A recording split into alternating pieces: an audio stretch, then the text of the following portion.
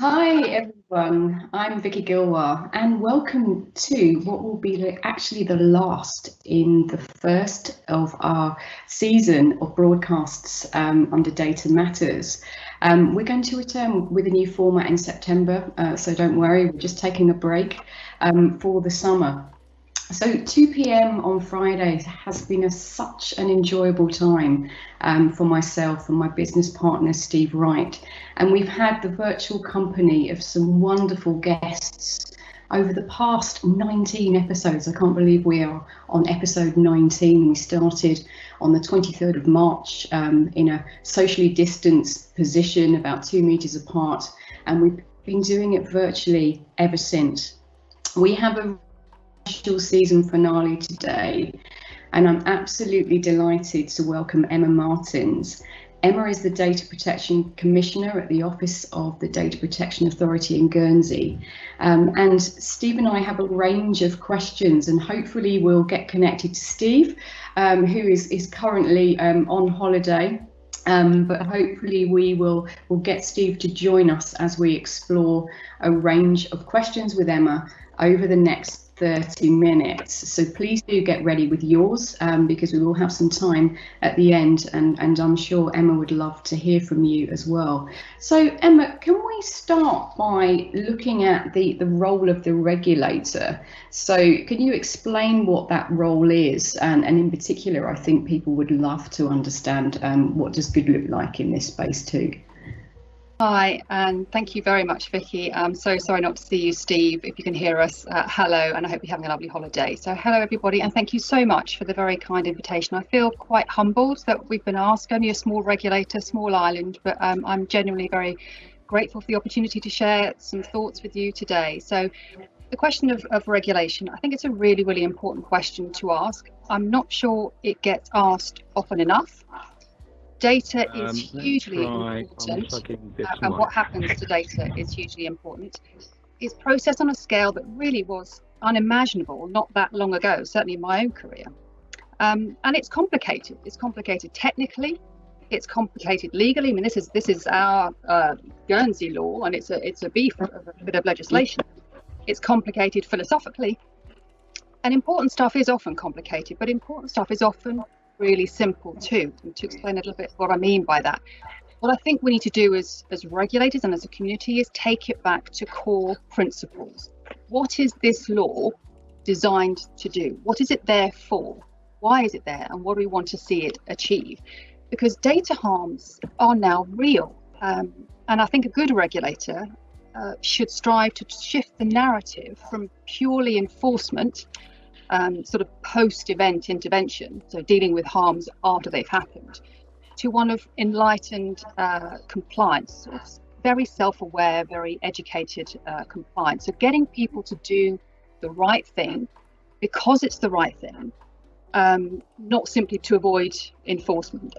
So preventing harms from happening in the first place has got to be the best position to take. And I think importantly, encouraging an engagement with risk beyond ourselves. So understanding that risk may not be to you or to me in a particular circumstance, but the risk is much more broad to individuals' rights and individuals' freedoms. So we don't do what we do because of what we get out of it. We do what we do because of shared objectives, shared values about what the right thing to do with data is. And I want to be very clear that this is not about not doing enforcement. This law gives my office a great deal to do in respect of investigations. It's all very, very clear and straightforward what we are required to do. So it's not about saying throw that away and we just do the touchy-feely education stuff. We do enforcement, we do it well, but it's to say that we need to try and advance the conversation. So it's framed around values and to encourage engagement with regulation as opposed to an adversarial, just do it to avoid fines. Emma, I think that's great, a really great balance, as you say, between being sort of proactive and then having to react in terms of enforcement. And I love what you're saying about data and values. I mean, people talk about data having value, but bringing your own values in is really, really key. And it actually chimes with what I'm hearing from organisations as well, with how they're thinking about data. I hear a lot from organisations now about data being married with ethics and the value proposition of the company and opportunity. So I think, yeah, a lot of organisations, businesses will be delighted to hear that approach. But as you say, you know, we can't get away from the consequences, the enforcement actions. So we'd be really interested to hear, you know, what are the kinds of enforcement actions that you've had to take, and whether there are any themes emerging from. Yeah, I mean, I think it's probably fair to say it's still quite early days. I know 2018 seems a lifetime ago, doesn't it? Especially in events of recent months. But in terms of investigations, those take time to go through the system. So we have seen our fair share of cases. We have issued reprimands, and we put everything onto our website and warnings. And we've got a number of quite complex investigations that are in train at the minute. So we're getting more experience at handling those. But it's still, I think, fair to say, early days. And you see that, I think, reflected across the EU DPAs, who are sometimes being pushed for outcomes when actually this is a complicated piece of law and you need to get the process right with that. The one thing that has taken me maybe a little bit by surprise since 2018 is how valuable the breach reporting has been in terms of looking at compliance levels. It's been hugely valuable for us because we've learned a lot about the reality. It's all very easy, I think, for a regulator to sit in an ivory tower somewhat and say, well, just do that because I tell you. But to actually understand what life is like at the coalface, especially when the demands on businesses are so great and so varied. So we are learning a lot from our regulator community. And it helps feed into our compliance and communications program to support and to help those problems and challenges not happening in the first place. And I think importantly, it's started and it's really been helpful to build the trust between the regulator and the regulated. So it's less, what I spoke about just now, it's less adversarial. It's more, we actually want the same thing. My office want data protection compliance to be done well. The regulated community want the same thing. So why pit ourselves against each other? So the breach reporting has been sort of unexpectedly valuable for us. The one thing in terms of investigations I would like to say is that we've in our office thought quite hard about looking at the reasons why things go wrong, to establish what's happened to get us there. And I think that there are four, we've come to the conclusion that there are generally four areas. So it's ignorance of the law, it's misunderstanding of the law, it's a genuine error, or it's deliberate. So 3 out of those 4 we can actually do a lot about. So ignorance of the law, misunderstanding, genuine error, these are all things that proactively all of us in this community can help with. In terms of the theme that we've seen since 2018, I think overwhelmingly it's been the human element, the human impact, the human error. Yeah. So I think that a lot of individuals and organisations outside the DP world, if you talk to them about where's your data risk, they will probably conjure up an image of some youth in a hoodie in a dark room, yeah, crouched over a laptop. And actually, of course, that sort of cyber attack does pose a risk. But the reality is their risk is much closer to home. And I think that if they understand that better, so understanding that the very real impact, getting that right, and improving engagement at a human level, individual human level, is really, really important. So generally, yes, this law is only one element. I keep coming back to this, just waving around, but this is one element of it. How people react to it and how people engage with it or don't is in a way more important in terms of outcomes.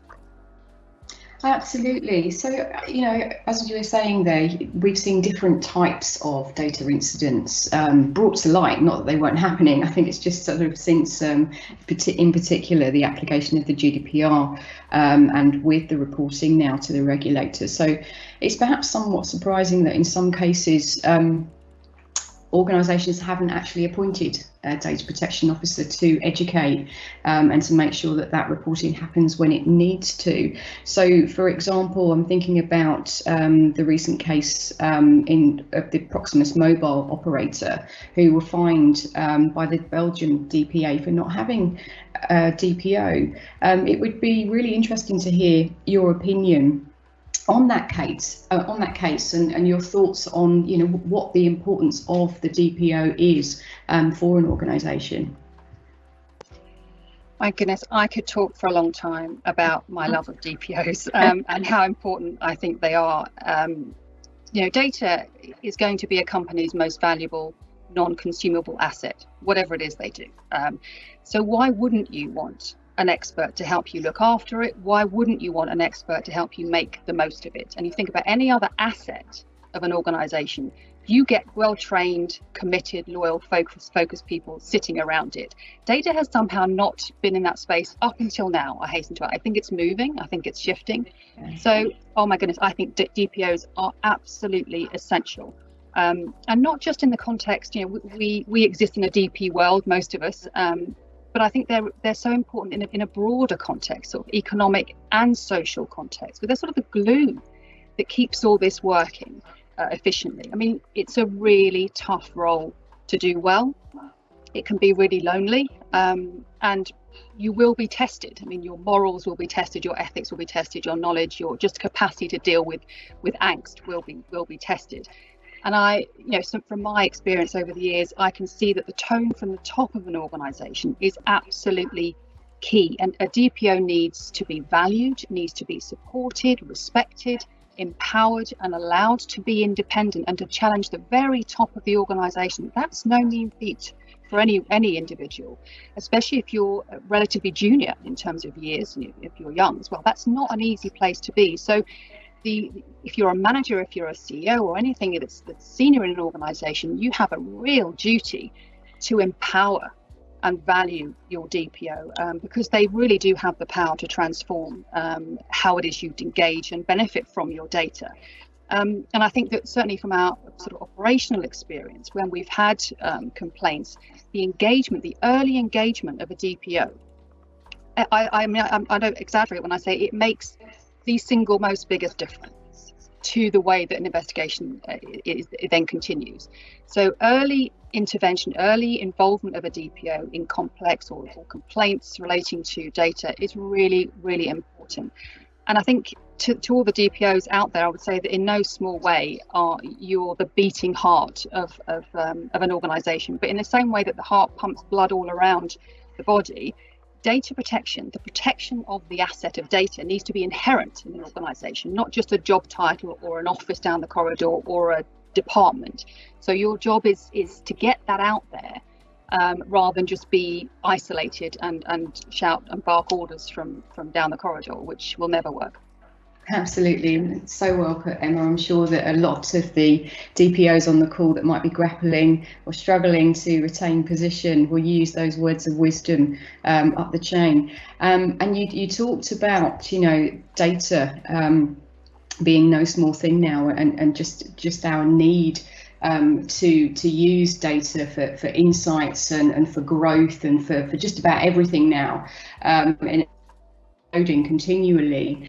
And during the pandemic, for example, governments in different countries have initiated track and trace, introduced apps, and it's not clear, perhaps in some cases, whether or not they're going to reuse that data afterwards and what they might use it for.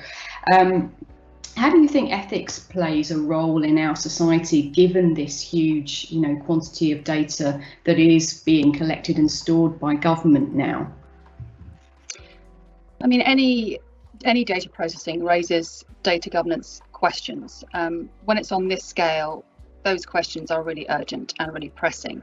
I mean, the one point I would want to make here is that I really do object quite violently to data protection regulation being pitted against innovation and technology, so as necessarily sort of zero sum, that you can't have both. You can't have good data protection and innovation. I mean, that's just rubbish. So not only is that not true, it's a dangerous narrative, because at a time of crisis, that is not the time to abandon our values, not the time to abandon people's rights. It's the time to double down on them. And think about other areas. The sense that you can have innovation at any cost, it doesn't hold water. Think about air travel. You don't want to get on a plane that you don't know is safe. You don't want to have a vaccine that you don't know is safe. So why is it different with data? I think that's a question I put out there. I don't necessarily have the answer. I have some answers. So these things have to be built on our values, not built on the basis that we are things, data points to be exploited and profited from and manipulated. So why ethics? It's a really good question. for those of you that have seen our small little office on our website, but our strapline is excellence through ethics. I feel so strongly this has got to have the foundation of this has got to be ethics, because lots of what we do, and I will wave my law around in a minute again, because lots of that involves balancing of judgments, making difficult decisions and balancing interests, balancing rights, so judgment calls that aren't necessarily black and white. If we worked as a policeman on a road that was, you're there to work out who's speeding and who's not, that's easy. Either someone is speeding or they're not. The world of data protection is complex and requires a balancing. So all of us need to be well rooted in values, integrity, and ethics. So that's why I feel the very first thing we do in our office in terms of our staff, they need to be ethical human beings, because they have a huge amount of power with this law. But if we start from a place that's real, that's value driven, then I think we can get better outcomes. Excellent, Emma, excellent. Yeah, great advice again. And, you know, as you were talking there and making those comparisons between sort of other sort of safety based, for examples, perhaps, again, it's that education piece, isn't it? You know, for people that don't actually feel there's any relation between your data and you. So that's something that we've all got to sort of continue to champion. Now, I think we might be able to connect with Steve. I'm looking at Nathan, producer, for a shake of the head or a Steve, are you coming in? No, I can't hear him, unfortunately. So we'll just carry on. Now, so as the US elections start to hot up this autumn, and given the previous Brexit vote and subsequent revelations about Cambridge Analytica's role in those campaigns, is there still a role for profiling in our society, Emma?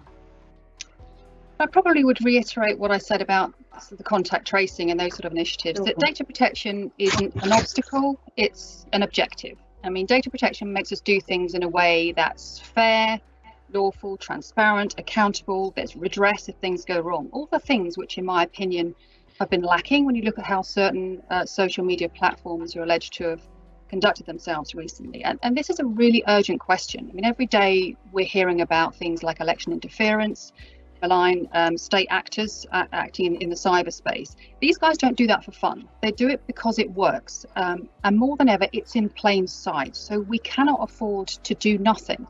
And consumers and citizens are overmatched when faced with these sort of processing activities. I think that's a really key point as well. And that's where we come in. And I say we collectively as the privacy and data protection community. This is not just about regulators. It's not just about governments.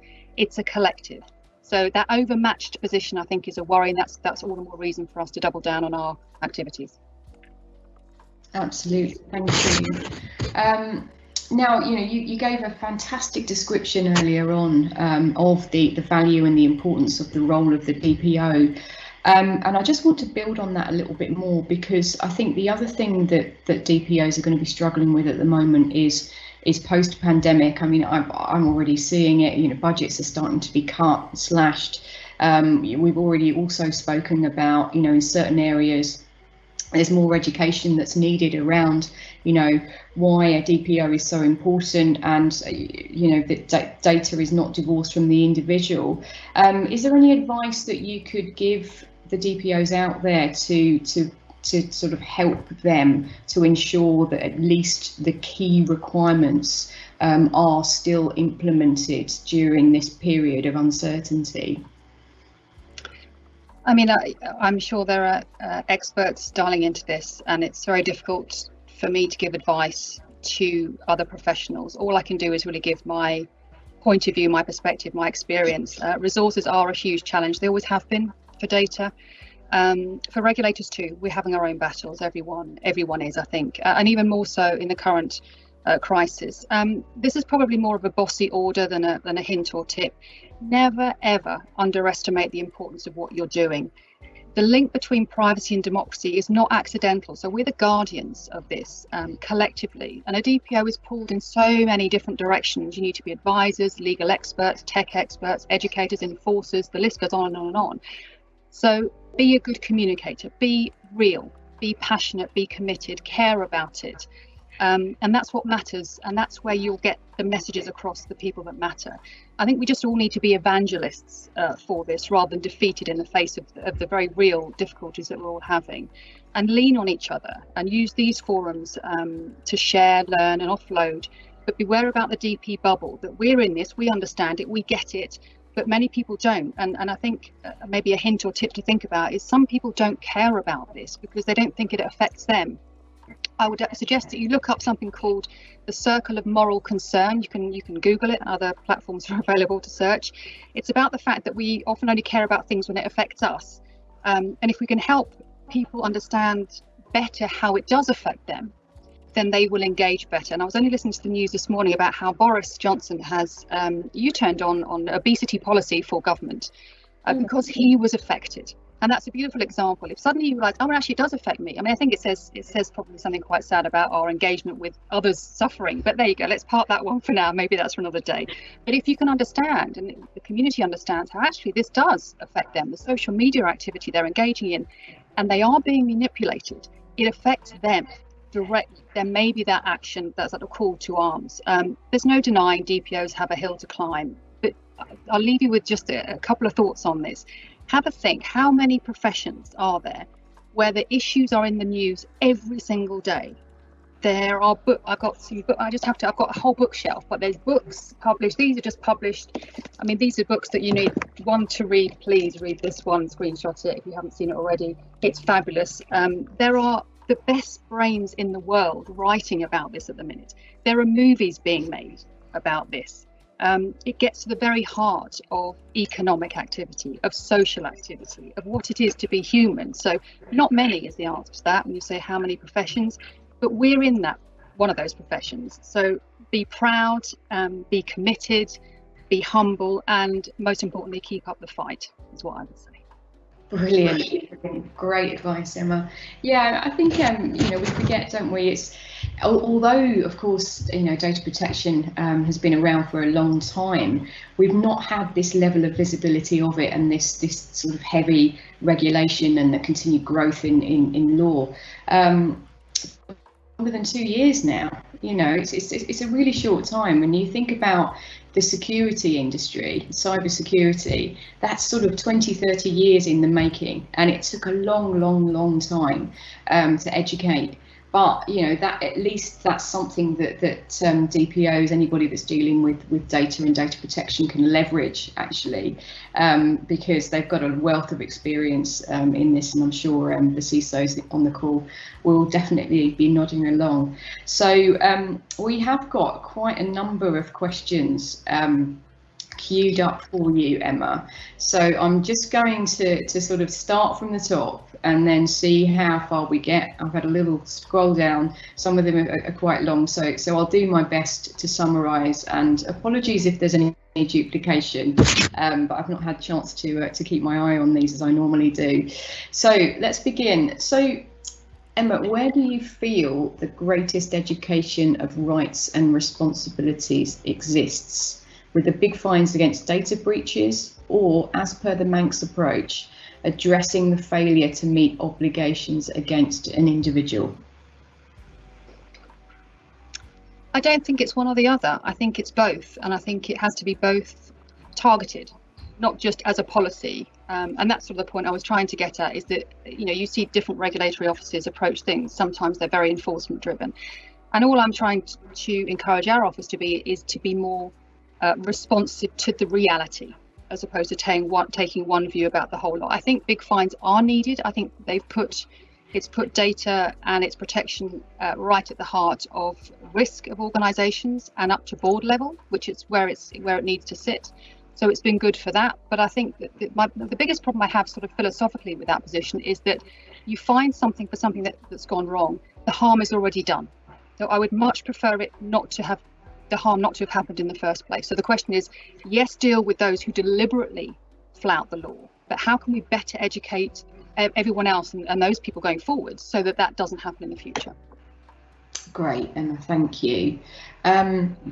Next question then. What main companies do Guernsey have jurisdiction over?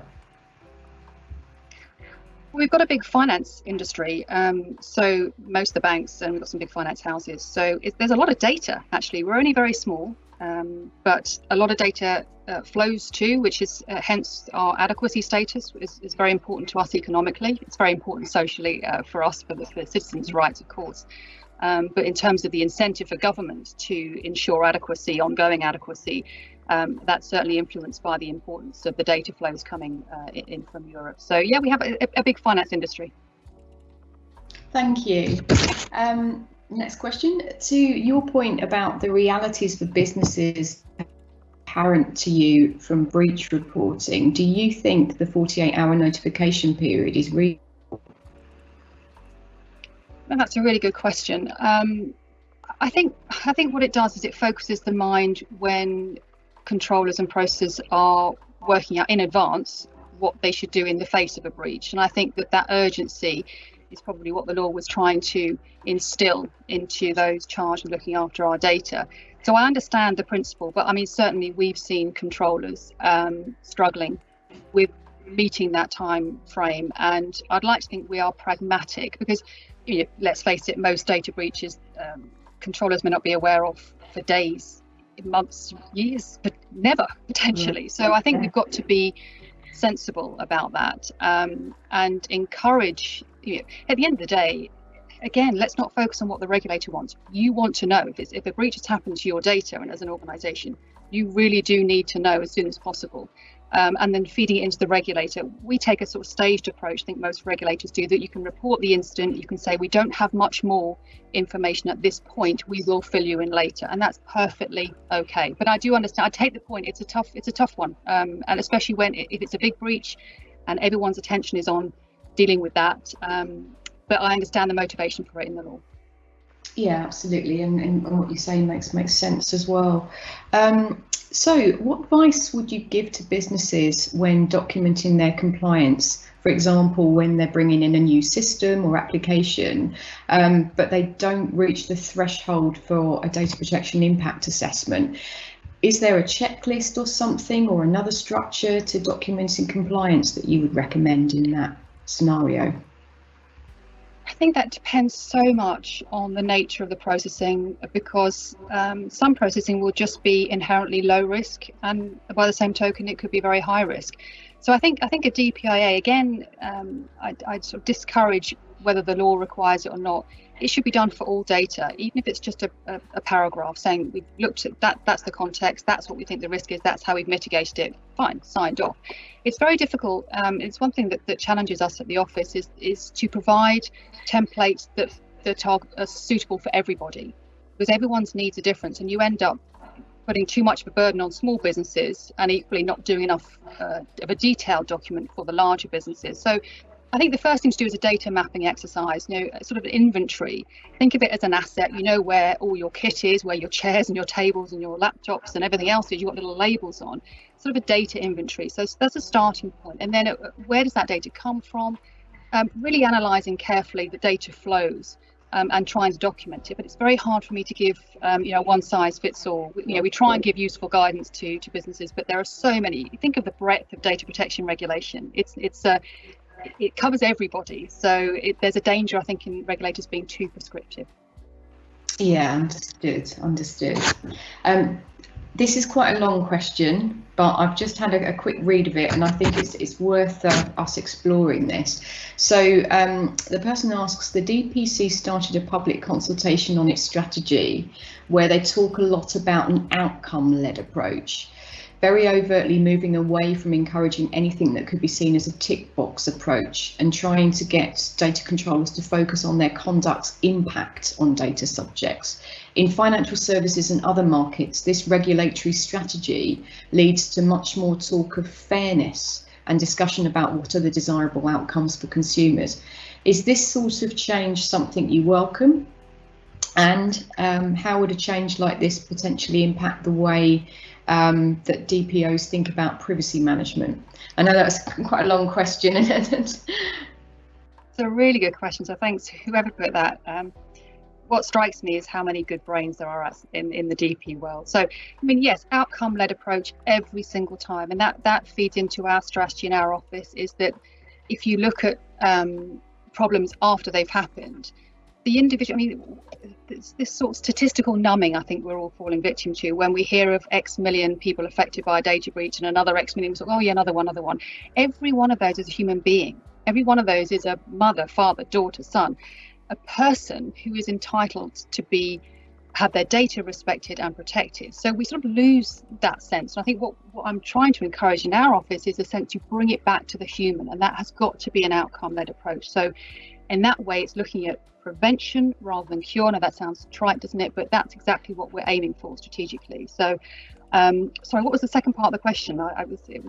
So how would a change like this impact CEOs think about privacy management? I think we spoke about it just now, this moving away from a tick box. I think that DPOs then become embedded in, and we use this word a lot, haven't we, say the sort of values of the organisation. So it becomes much more about what benefits that organisation as opposed to doing what some external body or regulator requires them. It's actually, well, you do it anyway. Don't you want your data to be accurate? Don't you want it to be kept securely? I mean, take away the data protection law. As a good and efficient and ethical business, that's how you treat your asset anyway. Now, of course, there's a lot of the admin that sits around the compliance needs investing in time, but the principles about how you treat an asset. And of course, when we're talking about assets, we're talking about people, human beings.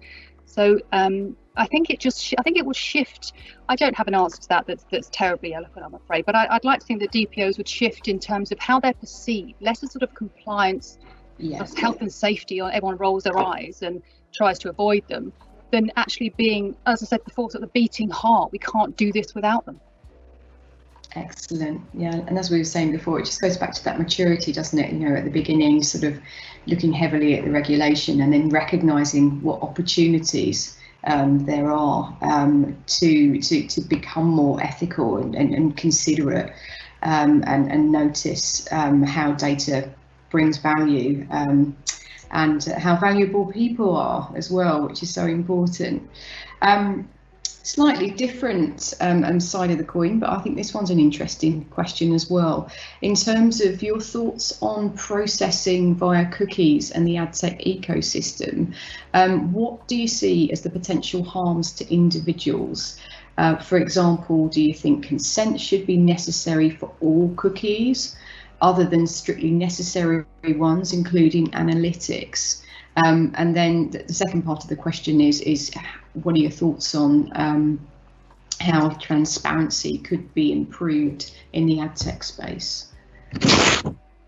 Again, great question. I think that there are no easy answers to this, but I think that people get tired of being asked to consent to things, and let's face it, nobody reads them. So if you are feeding all that data, even if there is transparency, if you're told read this 58-page, longer than Hamlet, whatever it is, privacy policy, and then sign your life away, nobody does it. I mean, even privacy pros are guilty of not reading it because we're busy.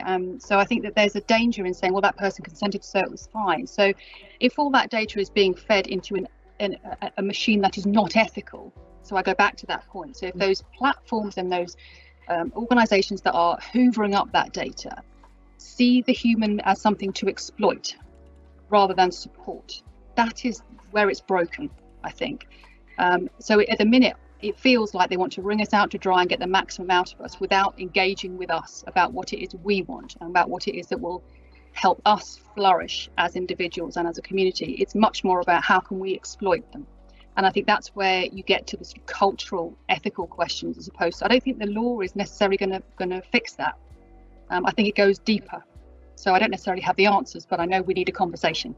Definitely, I couldn't agree with you more on that one. And as you say, you know, it has got to the point now, hasn't it, where every site you visit, it just feels like the only option you have is to accept all of everything, all the cookies, and is it ever really clear what they actually do and why they're there? And I think people have kind of got to the point where they feel like they have to, or they won't get the experience. They won't be able to buy that product, for example.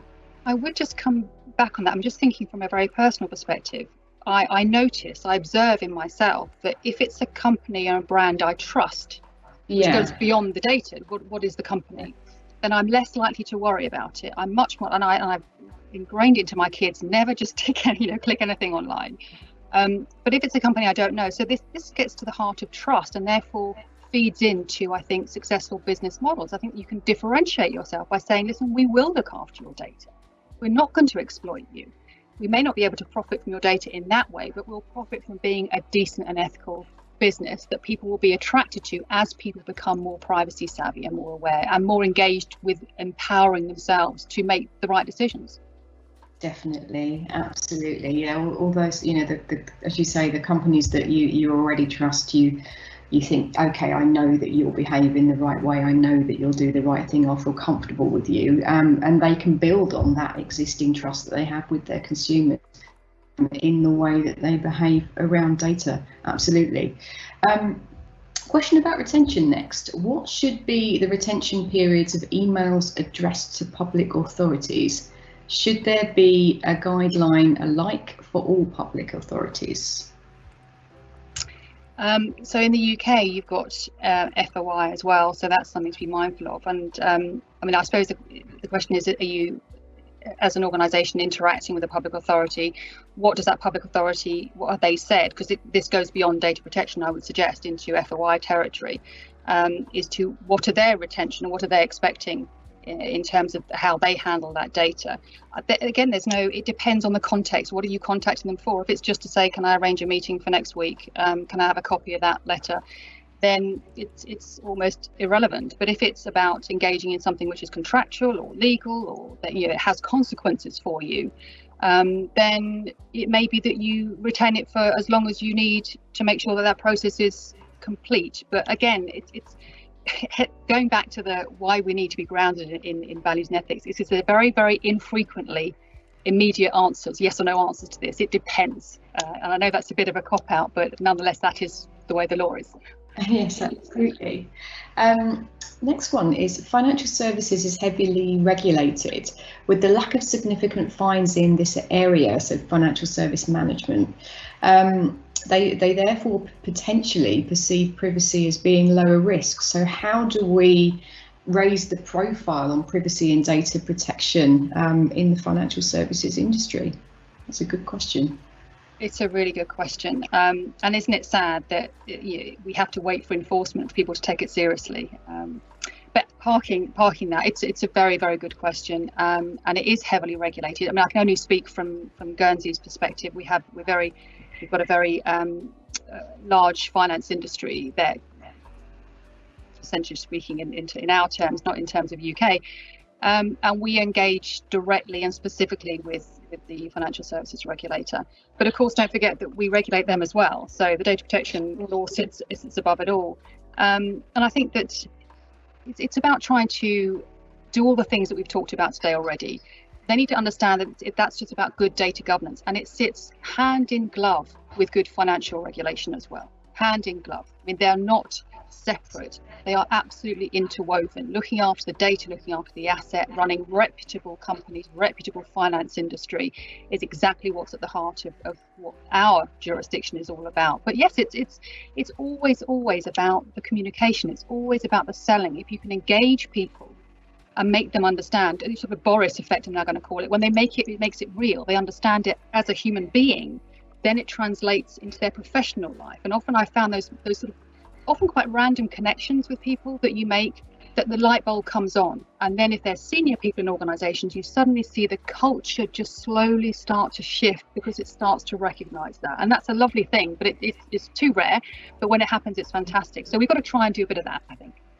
Absolutely. And as you say, behavioural change takes time, cultural change takes even longer. But yeah, eventually people will get there. I think we probably, I'm looking at Nathan, producer, I think we probably got a chance for one more question. And before we close out the show, I can't believe that we've moved through all of this already. It's been fantastic.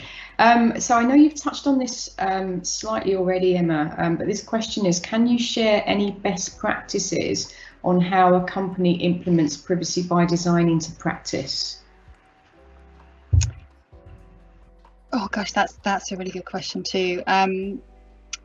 Yes, I can. I'm trying to think how that would translate to be helpful today. I think that it's when the DPO has the ear of everybody, as opposed to is seen out with of the normal business activity. So they have been inclusive whilst doing the DPIA, and that's important too. If a DP professional just goes off and does it on their own without asking the people who are affected and knowledgeable about that processing, it's then an easier ask when you have to come to deliver it. So I think that this has to be, I use that word again, sort of inherent in the organisation, and that is as much about the DPO and their skills they have to bring to their role as it is about the organisation allowing them to be absorbed into business as usual. And that tone again comes from the top. So it has to, this is a cultural thing as much as it is anything else. And the organisations that I see that do this brilliantly, it's just like breathing, and they genuinely say, why wouldn't we? And it's just revelatory when you come across those. And then when you see the other end of the scale that look at you and say, data protection, what a waste of time. And you think, right, got to start from the beginning, page one, once upon a time type thing. And you've got everything in the middle. So the best ones are where it's just business as usual. It's not seen as an add-on or a burden or something that's just unhelpful. It's seen as intrinsic to the successful delivery of whatever it is they're trying to do. Fantastic, Emma. So you've given us some fantastic insights today around data protection and privacy for good, and how valuable people are and how valuable the role of a DPO is in making sure that organisations recognise that. Is there anything, before we close out the show, is there anything else that you would like to leave the audience with?